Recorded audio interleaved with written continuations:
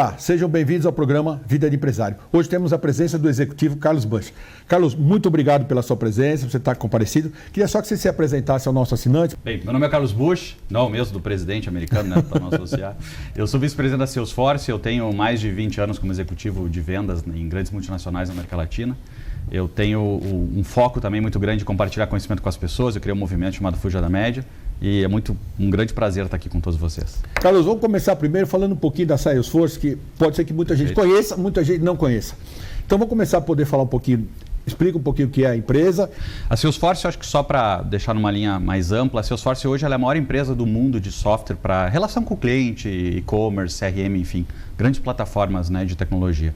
É uma empresa que tem um propósito muito forte de devolver à sociedade, também de fazer o bem, uma estratégia ESG muito forte, que se chama 111. Aí quem tiver curiosidade depois pode procurar sobre isso. E é uma empresa que protagonizou muitas evoluções no nosso mercado mundial, principalmente por trazer o que o mercado conhece hoje como software como serviço, né? De você não precisar mais fazer grandes investimentos para fazer projetos de software e simplesmente pagar como serviço. Então, essa é a Salesforce. Beleza. Vamos contar um pouquinho da sua trajetória. Eu acho que o importante é saber. Às vezes a gente chega lá em cima e aí todo mundo acha que foi muito fácil, né? Aquele ditado, você sabe o tomo que eu levei, mas vi as pingas que eu tomei. Então, eu queria que você contasse um pouquinho da sua história, sua vida profissional e como você fez para chegar até aqui agora. E se quiser contar os tomos também, estamos aí. Legal. As dificuldades, vamos chamar assim. Legal. Porque de graça não vem nada, a gente sabe, né? Não vem. Não, eu acho que a minha história ela é super, digamos assim, eu vou chamar, ela iniciou como uma forma muito ordinária, né? Porque na verdade eu venho de uma família muito simples do Rio Grande do Sul. E o meu primeiro emprego com 15 anos foi fazer xerox. O sotaque a gente percebe que é sulista mesmo. É, bem sulista. E por mais que morando 10 anos em São Paulo, eu não perdi. E eu comecei fazendo xerox. Meu primeiro emprego foi numa universidade. E é interessante porque eu me apaixonei logo por computadores quando eu vi. E eu trabalhava nesse xerox, né? E um dia eu cheguei em casa, adolescente, pedi para minha mãe, mãe, pode me matricular num curso de informática? Logo estava chegando isso no mercado. E um dia ela voltou e disse, te matriculei. Eu fiquei todo feliz. Ela disse, te matriculei no curso de datilografia, porque você tem que primeiro fazer bem a base disso tudo. Então, eu quero pegar esse gancho inicial, porque a grande mensagem da minha carreira é muito mais essa mensagem simples, né, de que eu queria entrar no mundo da informática, mas a datilografia serviu como uma forma de eu me especializar. E eis que naquele ano, depois de eu ter feito a datilografia, a universidade abriu uma oportunidade para digitadores, o pessoal não vai saber, né? Mas informatizar a biblioteca, que antigamente eram as fichinhas, né? E eu acabei sendo o digitador mais rápido, por isso que eu entrei nesse mundo. E aí a minha carreira foi seguindo, eu trabalhei na Organização das Nações Unidas em 2000, então eu fui trabalhar na América Latina entregando projetos para governo. E a partir daí minha carreira foi sempre em grandes companhias de tecnologia do mundo, né? Até chegar hoje, aí, depois de 21 anos nesse mercado, na Salesforce. VP na Salesforce. Isso aí. Bom, pelo que eu entendi, você falou um pouco, eu vi que você apostou muito em educação, você acreditou tal na educação. Eu sou suspeito porque eu sou professor para falar em educação. Legal. Eu acho que a gente só consegue crescer quando a gente... E minha avó dizia que a única coisa que tem na vida que ninguém te tira é conhecimento. E eu acho que a educação é fundamental, é minha opinião. E queria ouvir a sua também, porque pelo que a gente foi conversando antes também e aqui, você focou muito em educação, se preparou muito. Para você, acho que a pergunta pode ser até simples, mas qual a importância da educação que você enxerga para o todo e para você?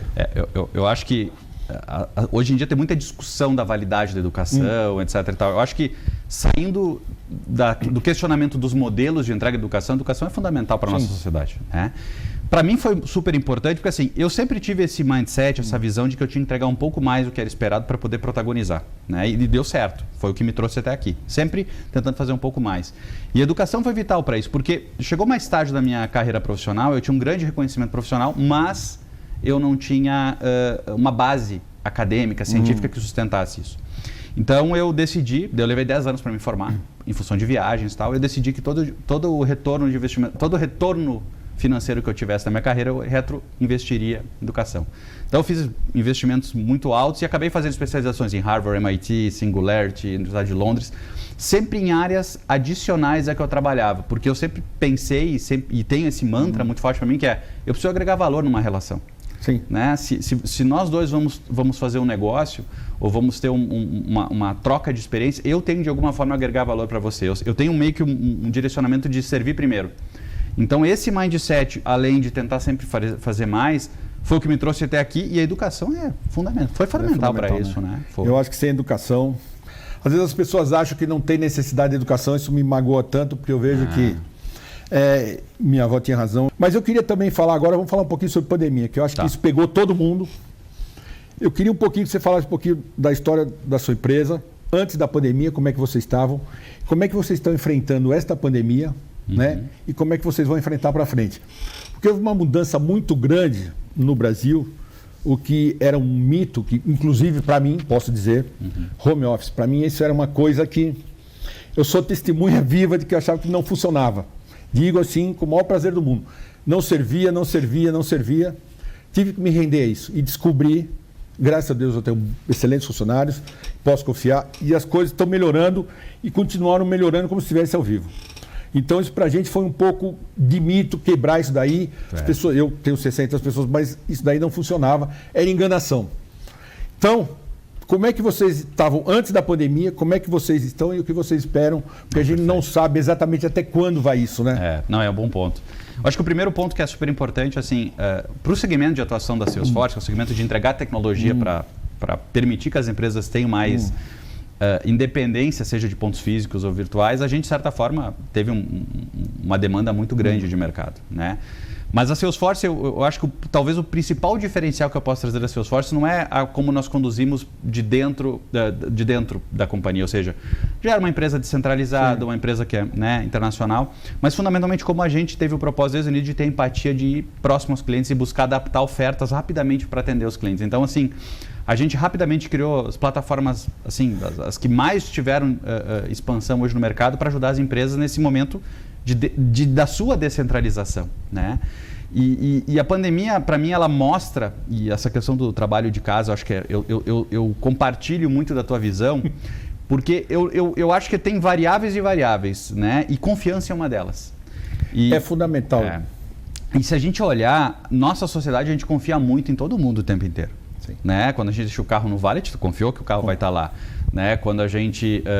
Você confiou que vai estar no estacionamento, vai estar, mas se você olhar, ele está na rua. Quando a gente bota o dinheiro num banco ou contrata um seguro, a gente confia que aquela empresa vai ter liquidez para pagar. Por mais que a gente sabe que se todo mundo for no banco hoje, não vai ter dinheiro. Vai ter dinheiro, exatamente. Então, e a gente vê como quando não tem confiança as coisas não funcionam. Pega um exemplo, se eu for numa lojinha, numa tabacaria, comprar uma caneta, por exemplo, provavelmente um atendente vai me vender a caneta, vamos dizer, R$10. Aí eu vou um bilhetinho, outra pessoa pagar e depois eu vou numa outra pessoa para receber a caneta. Ou seja, 3 pessoas para vender uma caneta porque o sistema daquela tabacaria não tem segurança. O dono não confia nos seus funcionários.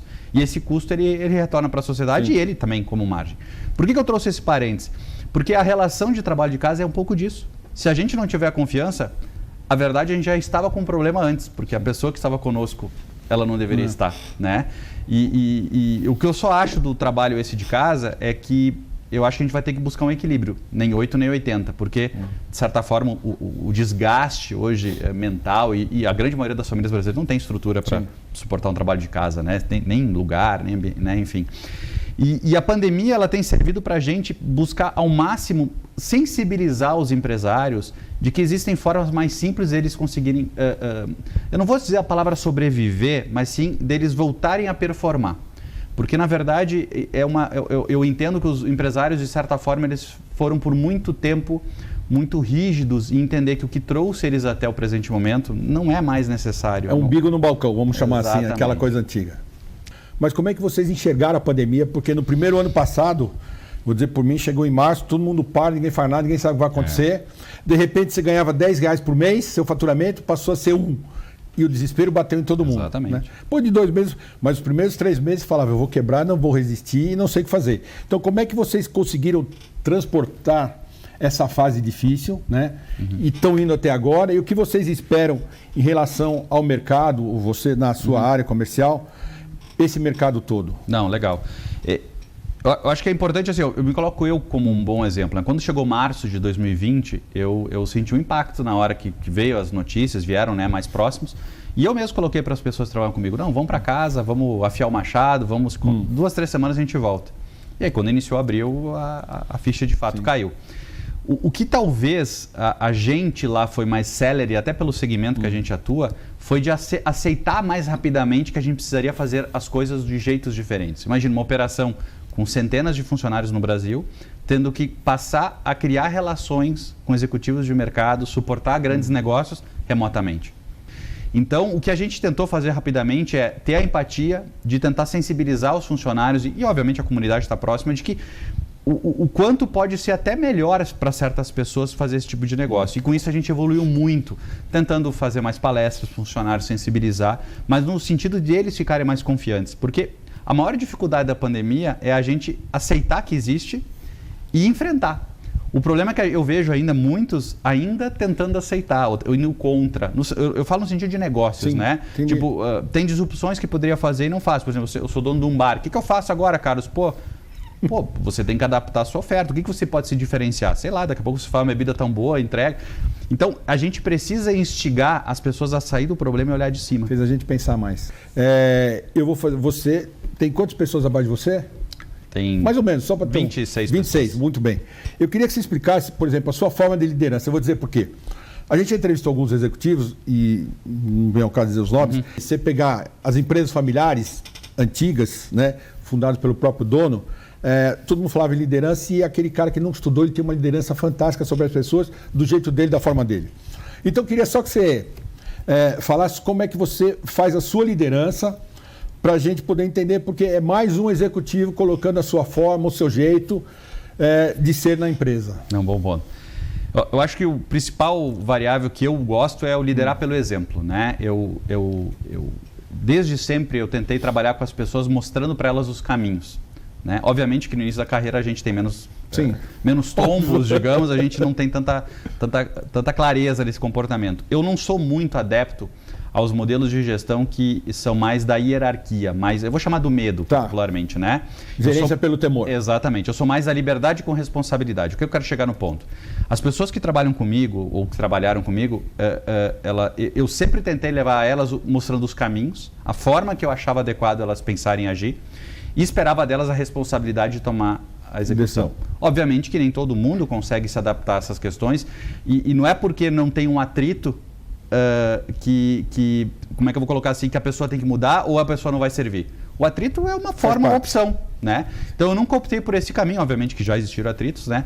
Mas a minha linha é uma linha muito mais de sensibilizar, de mostrar, o mercado chama de skin in the game, né? De estar lá com o umbigo no balcão, mostrando como é, porque isso também inspira as pessoas. Hoje, e tem vários especialistas, Daniel Pink é um mega de um especialista, ele fala sempre muito assim que o dinheiro até um certo limite ele vai motivar as pessoas. Agora, o propósito vai motivar muito mais. Então, qual é o propósito que eu tenho de trabalhar com alguém que eu não admiro?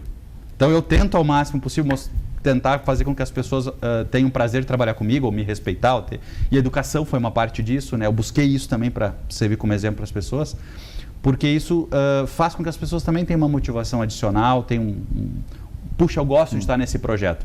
E para mim, isso é o fundamental para o sucesso. Eu concordo com você que eu acho que o dinheiro não é uma forma de motivação, porque você dá hoje, amanhã passa e acabou. Se você der incentivos melhores de fazer com que a pessoa se sinta... Isso eu aprendi com o senhor de uma empresa familiar que tem 85 anos, ele disse a seguinte coisa: se eu motivar essa pessoa, ele se sinta feliz da minha empresa, o dinheiro é secundário para ele. Porque ele tem que se sentir valorizado. É como qualquer ser humano. E ele tem 85 anos, mal sabe ler e escrever, e tem uma cabeça dessa. Não, tem uma experiência de vida. Não, de vida fantástica. Por isso que eu gosto de sentar com eles, porque você, com todo estudo que você tem, que você fez, esses caras, você senta com eles, você discute liderança, não sei o quê, e os caras têm uma forma de liderança diferente de tudo que a gente vê, que a gente estuda, do jeito deles, da forma dele de falar, e a gente aprende cada vez mais. Eu cheguei a essa conclusão. Você sabe, Domingos, que eu acredito muito na diferença de conhecimento e sabedoria. Essas pessoas nos trazem sabedoria, né? Eles conseguiram passar do estágio de saber e ser, né? Muito legal isso. Carlos, chegamos ao fim da nossa entrevista. Você vê que é rápido.